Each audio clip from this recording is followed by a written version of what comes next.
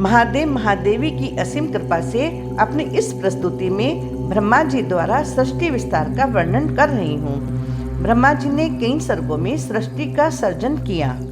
नारद जी को बताते हुए ब्रह्मा जी कहते हैं, मुनि सृष्टि करने की इच्छा से मुझ ब्रह्मा ने पहले से रचे हुए जल को अपनी अंजलि में भरकर ऊपर की ओर उछाला, जिससे एक विशाल अंड अर्थात पिंड उत्पन्न हो गया। वह पिंड निर्जीव था, जिससे मैंने भगवान विष्णु की आराधना करके उनसे इस पिंड को सजीव करने के लिए निवेदन किया। मेरी प्रसन्नता के लिए सर्वसमर्थ विष्णु अपना विराट रूप बनाकर उस अंड में प्रवेश कर गए, जिससे वह पिंड सजीवता को प्राप्त हो गया। उससे प्रसन्न मैंने सृष्टि कार्य को आगे बढ़ाया। सर्वप्रथम अनजाने में मेरे द्वारा तमोगुनी सृष्टि हो गई, जिसमें भूत प्रेत जैसे जीव उत्पन्न हुए।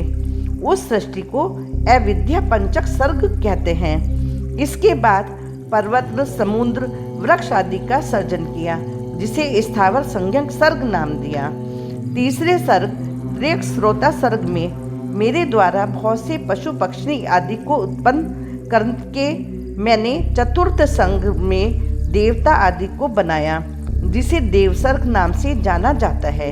इस सर्ग के प्राणी सात्विक और सत्यवादी प्रवृत्ति के होने के कारण मुझ ब्रह्मा का सृष्टि विकास कार्य में सहयोग नहीं कर सके, जिससे निराश मैंने एक और कुमार सर्ग की रचना की, जिसमें मैंने अपने सनक सनंदन आदि 4 मानस पुत्रों को उत्पन्न किया और उनसे उनके द्वारा सृष्टि बढ़ाने का आदेश भी दिया।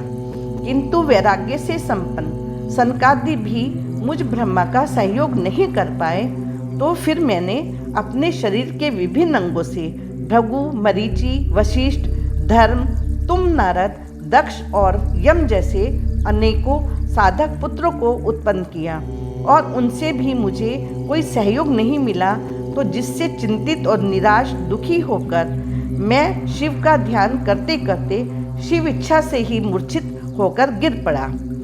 कैसे हुई ब्रह्मा जी की मूर्छा दूर और कैसे किया आगे सर्जन विस्तार पूर्ण, देखेंगे अगली प्रस्तुति भाग 2 में। हर हर महादेव, जय माँ जगजननी।